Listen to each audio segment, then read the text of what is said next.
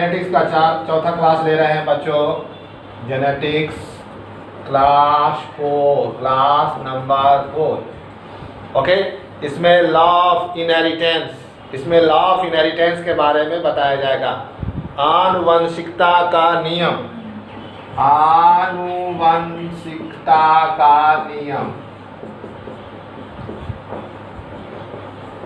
अंग्रेजी में you can write it law of inheritance. Mendel ने अपने प्रयोग के आधार पर 4 नियम दिए। ठीक है, मेंडल ने अपने प्रयोग के आधार पर 4 नियम दिए। ठीक है, उसको मैं यहाँ लिख रहा हूँ। Number 1, law of unit character. Fan को बंद कर दीजिए। लॉ ऑफ यूनिट कैरेक्टर, एकक लक्षण का नियम। ठीक है बच्चों, ये क्या है देखिए, समझाते जाते हैं साथ साथ। Law of unit character, Mendel ने बताया कि एक लक्षण एक जीन के द्वारा कंट्रोल होता है। ए टी फॉर टॉल और टी फॉर शॉर्ट। ठीक है, R for red, R for white. Mendel ने जीन सब नहीं किया था, मेंडल ने जीन को फैक्टर लिखा था। फैक्टर का हिंदी होता है कारक। दूसरा नियम को चलते हैं, तो थोड़ा ऊपर लिखते हैं। दूसरा नियम चलिए, सेकेंड लॉ में है लॉ ऑफ डोमिनेंस। हिंदी होता है इसका प्रभाविता का नियम। बच्चों, आपने देखा कल के पढ़ाई में कि जब लंबे पौधे को नाटे पौधे से क्रॉस कराया जाता है तो पहले पीढ़ी के सारे पौधे लंबे होते थे। अर्थात एक ही लक्षण दिखेगा। जो लक्षण कैपिटल लेटर से दिखाया जा रहा है वही लक्षण दिखेगा।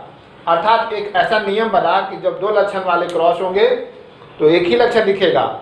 जो लक्षण दिखता है उसे हम प्रभावी लक्षण कहते हैं, और जो लक्षण नहीं दिखता है उसे अप्रभावी लक्षण कहते हैं। तो यहाँ टी हो गया प्रभावी, अंग्रेजी में इसको डोमिनेंट। ये हो गया अप्रभावी, इसको रिसेसिव बोलते हैं। 3 नंबर में आते हैं बच्चों, लॉ ऑफ सेग्रीगेशन, पृथक्करण का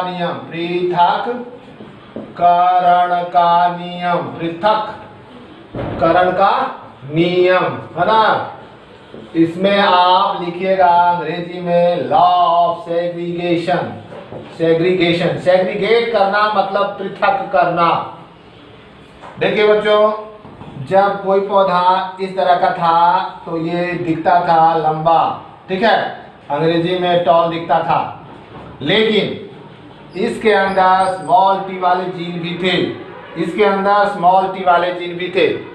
इसका मतलब ये हुआ कि जो लक्षण नहीं दिख रहा था न ही सड़ते हैं और न ही गढ़ते हैं, न दूसरे से मिक्स होते हैं, और ये सेकेंड जनरेशन में जाकर अलग गैमेट बना लेते हैं। तो टी अलग हो जाता है बच्चों, और टी अलग हो जाता है, और ये फिर जो है टी से संयोग करके ये नाटापन बना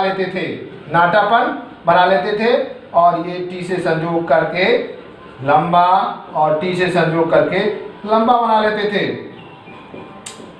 तो यहाँ पर ये देखा गया कि जब लंबे पौधे वाले F1 प्लांट को दूसरे क्रॉस में सेकेंड जनरेशन में क्रॉस किया गया तो आप नाटा भी पौधा प्राप्त करते हैं।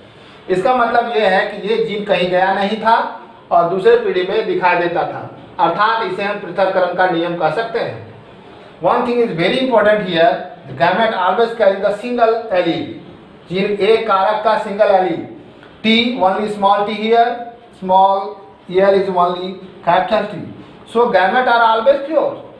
No gamete is impure. Gamete is always pure. Gamete हमेशा शुद्ध होते हैं, इसीलिए इसे गैमेट की शुद्धता का नियम भी कहा गया। नियम भी कहा गया। ठीक है, तो चौथे नियम पर चलते हैं। चौथा नियम क्या कहता है, ये थोड़ा सा समझने का है। Law of independent assortment, law of independent assortment, independent assortment, assortment है ना, इसका हिंदी होता है स्वतंत्र अपव्यूहन का नियम, स्वतंत्र अपव्यूहन का नियम है ना, का नियम। Here is a special term assort, here is a special term assortment, अपव्यूहन, meaning which to combine differently, अलग अलग के साथ कंबाइन करना, अलग अलग के साथ कंबाइन करना असॉर्टमेंट कहलाता है। ठीक है, ये नियम डायहाइब्रिड क्रॉस से निकला है, जबकि पिछले 3 नियम या 2 नियम जो भी थे वो मोनोहाइब्रिड क्रॉस से निकले थे। पिछले 2 नियम मोनोहाइब्रिड क्रॉस से निकले थे और चौथा नियम डायहाइब्रिड क्रॉस से निकला है। इसका मतलब ये बच्चों, इसमें हम 2 पेयर कैरेक्टर का उदाहरण दे सकते हैं, है ना, 2 पेयर कैरेक्टर का उदाहरण दे सकते हैं। आप यहाँ पर देखें TTRR के केस में, है ना, ये आप 4 क्रोमोसोम ले लें, है ना, क्रोमोसोम 1 नंबर और 2 नंबर, 3 नंबर और 4 नंबर। इस पर T जीन स्थित है और इस पर T जीन स्थित रहेगा और इस पर R जीन स्थित रहेगा, इस पर R जीन स्थित रहेगा। इसमें बहुत कुछ एडिशनल जानकारियां रखनी पड़ती है क्योंकि हमेशा क्रोमोसोम जोड़े में होते हैं बच्चों। इसे हम समजात क्रोमोसोम कहते हैं। क्रोमोसोम के ऐसे जोड़े, क्रोमोसोम के ऐसे जोड़े जिस पर समान जीन, समान लोकस, यानी लोकस का मतलब पोजीशन पर स्थित रहता है, ऐसे क्रोमोसोम को होमोलोगस अंग्रेजी में, हिंदी में समजात क्रोमोसोम कहते हैं। तो यहाँ पर आप देखते हैं बच्चों, जब ये सेग्रीगेट करेगा, गैमेट बनाएगा, तो T जो है ये R से भी जोड़ा लगा सकता है, तो TR हो गया। ये TR से भी जोड़ा लगा सकता है तो TR हो जाता था बेटा।